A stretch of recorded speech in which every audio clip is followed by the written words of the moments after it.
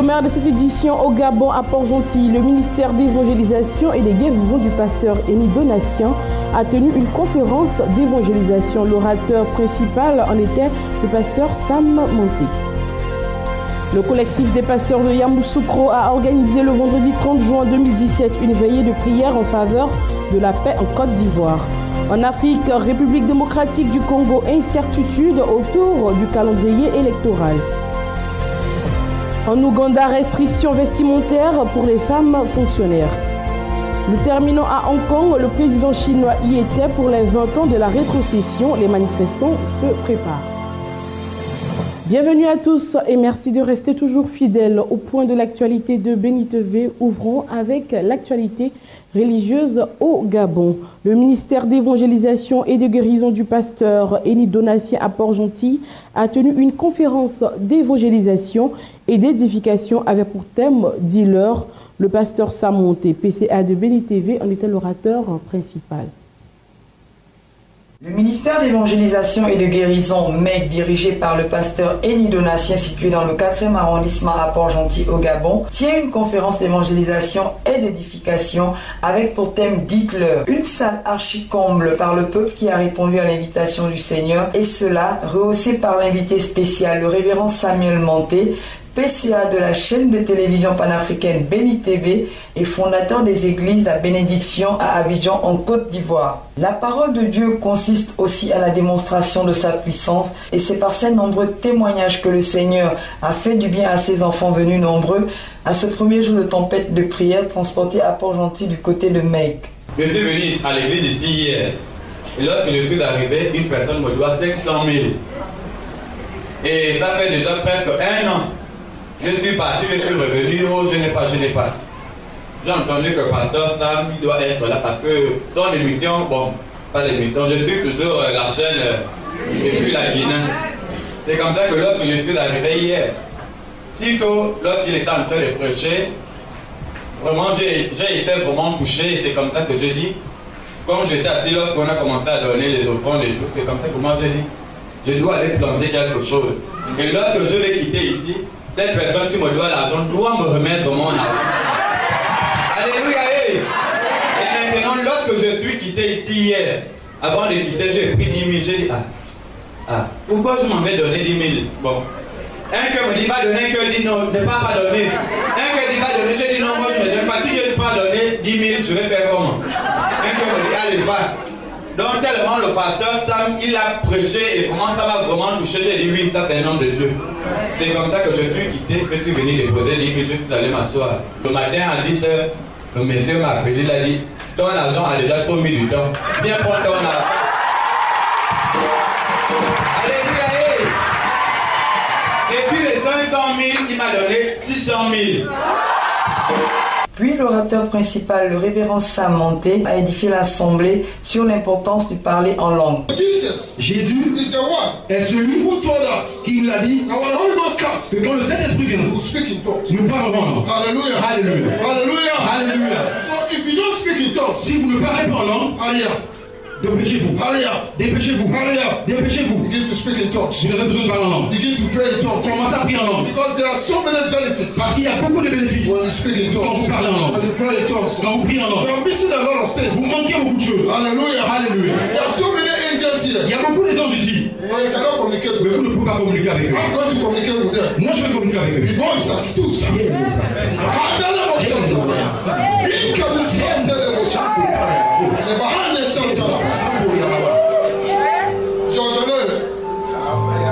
Les anges, il a sécuré ce lieu. C'est détruire tous les êtres de diable qui ont été descendus. Toutes les activités de mon œuvre doivent détruire maintenant. Au nom puissant de Jésus. Alléluia. On ne peut parler pas en langue. Vous manquez beaucoup de choses. Vous manquez beaucoup de choses. Vous marchez dans la chair. Alléluia. Alléluia. Pour joindre la parole aux actes, nombreux ont parlé ce soir-là la langue des anges. Toute la salle était incontenable, le Saint-Esprit via l'homme de Dieu, le révérend Sam, s'est manifesté puissamment dans l'assemblée. Le collectif des pasteurs de Yamoussoukro a organisé le vendredi 30 juin 2017 une veillée de prière en faveur de la paix en Côte d'Ivoire. Cette veillée, rehaussée par la présence des autorités administratives, a été marquée par des temps de prière et d'enseignement. Comme celui qui bâtit sans Dieu travaille en vain, la paix d'une nation ne peut être construite sans l'Éternel Dieu. C'est pour cela que les chrétiens de toutes les communautés protestantes et évangéliques de Yamoussoukro se sont réunis le vendredi 30 juin 2017 pour intercéder en faveur de la paix en Côte d'Ivoire. Cette veillée, initiée par le collectif des pasteurs de Yamoussoukro, rehaussée par la présence des autorités de la ville, a été l'occasion pour l'Assemblée de se rapprocher de Dieu dans l'adoration et la louange.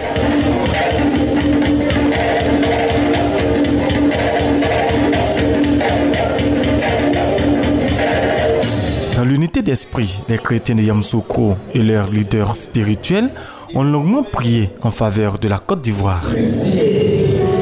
Tu ne nous as pas fait défaut. Mon Dieu, mets fin à cette guerre. Fais cesser la guerre dans ce pays. Cette veillée de prière a également été un temps d'enseignement pour le peuple. Tour à tour, le révérend Kofi Julien, le président du collectif des pasteurs de Yamoussoukro, le très révérend Kona Daniel de l'église méthodiste unie et le pasteur Kwasi Daniel de l'église Obéissance et Foi ont édifié le peuple sur comment se tenir dans la présence de Dieu afin de permettre à l'église de transformer la nation.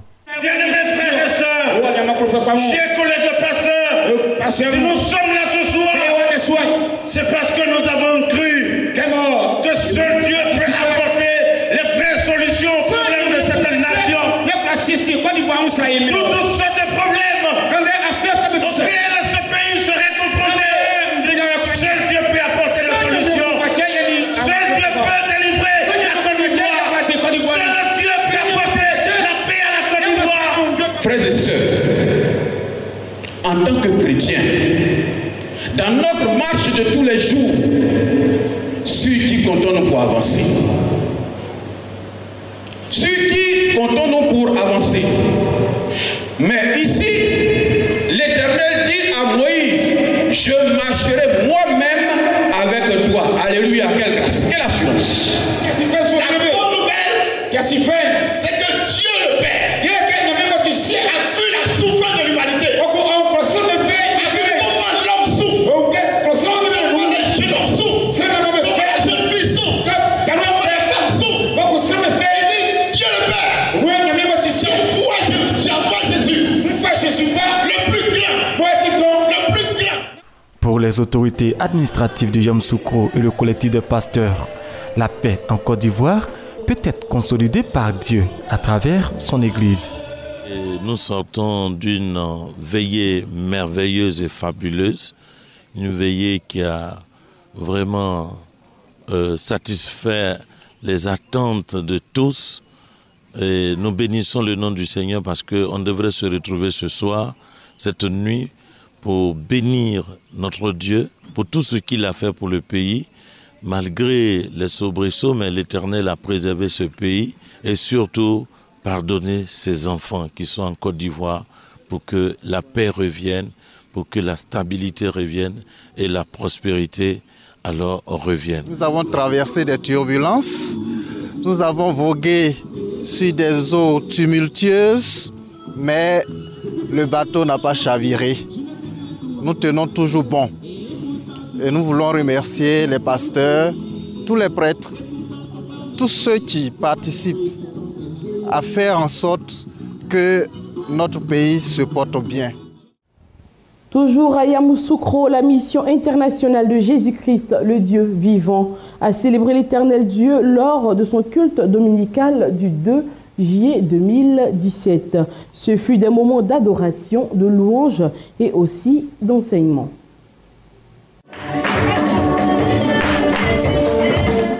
La mission internationale de Jésus-Christ, le Dieu vivant, et son leader, l'apôtre Kwame Kwaku, ont observé un moment spécial de célébration dominicale le 2 juillet 2017. Dans l'adoration, le peuple de la MIJCDV a marqué ce jour de sabbat.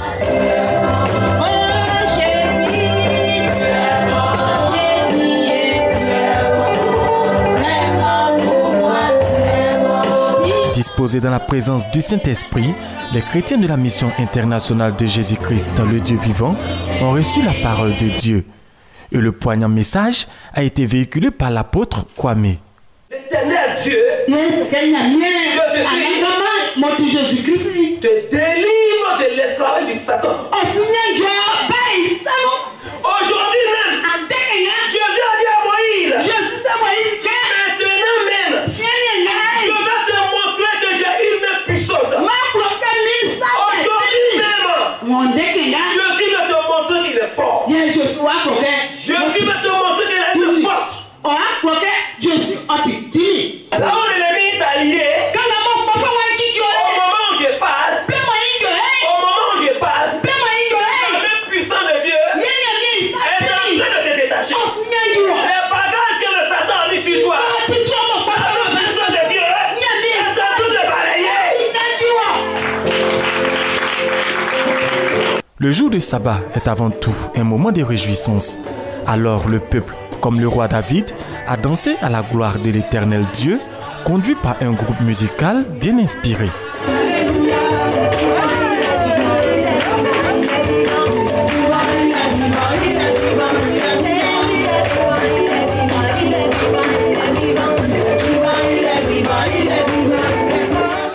Au micro de Béni TV, l'apôtre Kwame a reprécisé le contexte de ce culte spécial à l'honneur de Jésus-Christ. Concernant le message de ce matin, vraiment il faut dire que c'est Dieu qui a fait. Parce que depuis hier, je disais au Seigneur, donne-moi un message pour la gloire de ton nom. Parce que ce matin, je sais que tu vas arrêter la pluie. La pluie ne viendra pas. Alors, tu feras venir ton peuple. Alors, je veux que tu me donnes un message. Et qu'à travers ce message, tu te glorifies. Pour que les gens voient que tu es présent. Donc c'est ainsi que le Seigneur m'a donné ce message sur la délivrance du peuple d'Israël. En Afrique, à présent prévues en décembre 2017, les élections en République démocratique du Congo risquent de ne pas avoir lieu selon les prévisions. Des obstacles persistent, dont l'insécurité dans plusieurs zones. Les élections en RDC auront-elles lieu en décembre 2017 tel que prévoit l'accord de la Saint-Sylvestre? Le doute persiste, bien que du côté de la Commission électorale nationale indépendante, l'on note des avancées avec plus de 30 millions d'enrôlés sur les 42 à 45 millions attendus. Face à ce qu'elle considère comme l'absence de la volonté du pouvoir en place, l'Alternance pour la République, une composante de rassemblement de l'opposition, lance une campagne de sensibilisation de la population en vue d'obtenir les élections en décembre 2017. C'est ainsi que, au terme de cet atelier, l'Alternance pour la République décrète une campagne de sensibilisation qui va nous mener dans l'ensemble du pays pour expliquer auprès de nos compatriotes qu'ils doivent se mobiliser à nouveau pour que le Congo reste debout et que les élections se tiennent et que personne au Congo ne puisse exercer le pouvoir en violation de la Constitution. Débuté en juillet 2016, le processus d'enrôlement devrait se clôturer en juillet 2017, suivi de la publication du calendrier électoral. Une période jugée longue par l'opposition qui ne cesse de s'impatienter. Le délai dans lequel nous avons fait l'enrôlement en 2006 et en 2011, avec moins de moyens qu'aujourd'hui, ne justifie pas qu'on puisse donner davantage du temps à la centrale électorale de fixer de manière discrétionnaire et arbitraire le moment où le peuple congolais doit choisir ses dirigeants. Face au gouvernement de Bruno Tshibala, contesté par le rassemblement dirigé par Félix Tshisekedi et le Conseil national de suivi des accords qui peinent à se mettre en place, beaucoup estiment que la rencontre le 5 juillet 2017 à Kisangani entre le président de la République Joseph Kabila et Monseigneur Marcel Outembi, président de la Conférence épiscopale nationale du Congo, qui a dirigé le dialogue de la Cinco, est une nouvelle tentative pouvant faciliter l'application de l'accord de la Saint-Sylvestre. Le dernier sommet de l'Union africaine a été marqué par un discours d'ouverture empreint de fermeté et de frustration de Moussa Faki Mahama. Le président de la commission de l'UA s'est dit choqué par l'inaction des Africains face à la famine. Les chefs d'État africains présents au sommet de l'Union africaine ont été témoins d'un discours d'ouverture empreint de fermeté et de frustration du président de la Commission de l'Union africaine. Moussa Faki Mahamat s'est dit choqué par l'inaction des Africains face à la famine qui sévit dans certains pays du continent. Devant l'atroce drame de la famine dans ces régions, quelles sont devenues les valeurs de solidarité et de fraternité africaine? Où est passée notre société civile? Où sont passés notre secteur privé et nos mécènes? Les drames de nos frères en Somalie, au Soudan du Sud, dans le bassin du lac Tchad et dans le Sahel nous interpellent au plus profond de nos consciences, au plus profond de nos êtres. Moussa Faki a pris ses fonctions à la tête de l'exécutif de l'UA après que l'ONU a mis en garde contre un risque de malnutrition et de famine pour des millions de personnes sur le continent. Face à cette pire crise humanitaire, le président de la Commission de l'Union africaine veut croire que 2018 sera pour son organisme une année d'autonomie financière. Au Nigeria, à Lagos, le recyclage des secteurs d'avenir, Olamide Babajide l'a bien compris et elle compte aussi en profiter. Elle a lancé son entreprise qui transforme des déchets en meubles, une idée novatrice qui permet à cette jeune entrepreneur de s'imposer dans ce secteur encore peu exploité dans son pays. En 2014, Olamide Babajide a fondé Pearl Recycling, une société de recyclage. L'entrepreneur achète des déchets tels que des pneus, des magazines, du plastique ou encore du bois, qu'elle transforme ensuite en articles ménagers. Son entreprise emploie 3 salariés et a formé environ 20 personnes au recyclage et à la confection des pièces. Au fil du temps, j'ai remarqué que le gaspillage était un problème général. La gestion des déchets est un problème au Nigeria pour lequel nous n'avons pas été en mesure de trouver une solution. J'ai donc senti que la meilleure façon de le faire est de trouver une solution. Les gens peuvent gagner de l'argent par des déchets ou transformer les déchets en quelque chose d'utile. C'est donc ce qui a amené l'idée et la vision de Pearl Recycling. Diplômée en génie informatique, Olamide Babajide a découvert et apprécié le concept du recyclage à la suite d'un voyage aux Émirats Arabes Unis.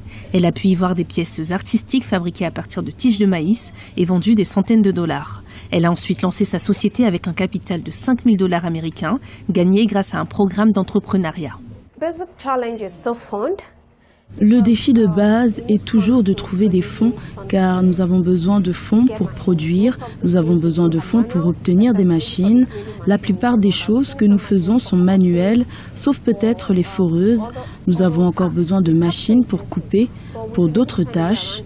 Je pense que si nous avons plus de fonds, nous pourrons réaliser davantage. Olamide Babajide réalise en moyenne 7 commandes par mois. Ces produits coûtent entre 16 et 65 $. Avec une population d'environ 21 millions d'habitants, Lagos, la capitale nigériane, génère jusqu'à 10 000 tonnes métriques de déchets par jour. Le pays, riche en pétrole, est confronté à la récession due à la baisse des prix mondiaux de leurs matières premières. Pour faire face à cette crise, le gouvernement incite la population à se lancer dans l'entrepreneuriat, notamment dans un secteur prometteur comme le recyclage. Les fonctionnaires ougandaises ne peuvent plus porter des décolletés, des ongles longs, des cheveux-teints ou des jupes au-dessus du genou après la publication mardi d'une directive du ministère de la fonction publique. Les fonctionnaires ougandaises vont devoir ranger leurs décolletés, leurs jupes au-dessus du genou et leurs cheveux teints. Le ministère de la fonction publique a pris en début de semaine une directive qui prescrit un code vestimentaire strict pour les femmes qui travaillent dans les administrations du pays. Face aux critiques qui s'élèvent contre cette mesure jugée autoritaire, Adam Ouanga, la directrice de la gestion des ressources humaines du ministère, indique qu'il ne s'agit que d'une piqûre de rappel. Le ministère ne fait que clarifier ce qui existe déjà dans les lois et le code de bonne conduite. Dans les lois et le code de bonne conduite, il est écrit qu'en général, les fonctionnaires doivent s'habiller de façon décente et de manière acceptable pour la société ougandaise.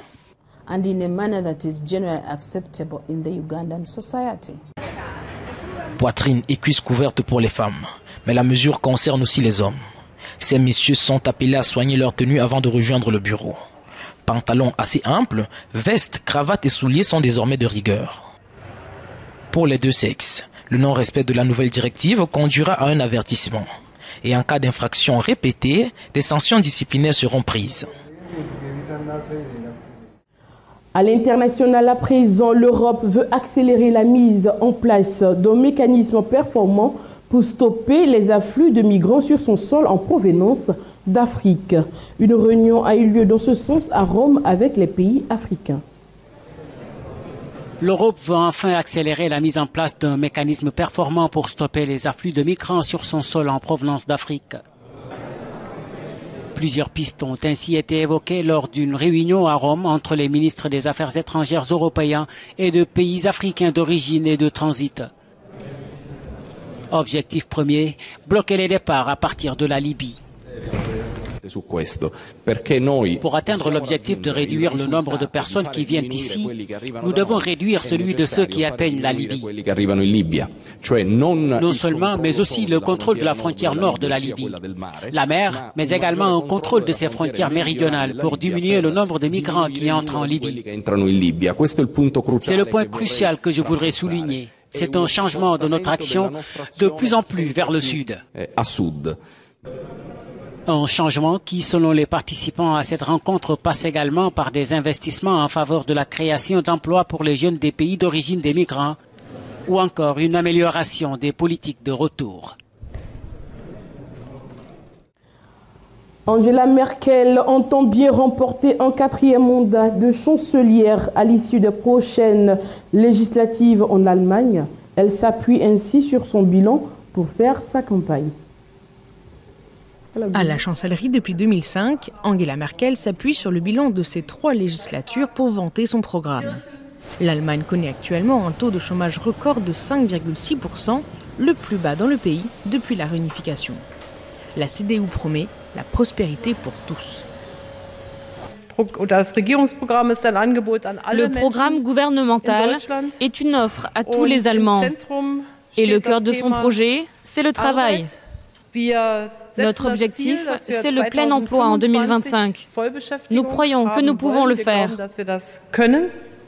Pour booster la consommation, le parti prévoit notamment un allègement de l'impôt sur le revenu de 15 milliards d'euros par an pour les classes moyennes. Il prévoit aussi la création de 15 000 emplois dans la police à travers le pays. Car si le volet économique est plutôt flatteur, l'épine dans le pied d'Angela Merkel reste la perception de sa gestion de la crise migratoire. Après avoir ouvert ses portes en 2015 à plus d'1 million de migrants, la chancelière change de tactique électorale. Je pense que nous avons de très bons outils adéquats pour améliorer le contrôle des migrations.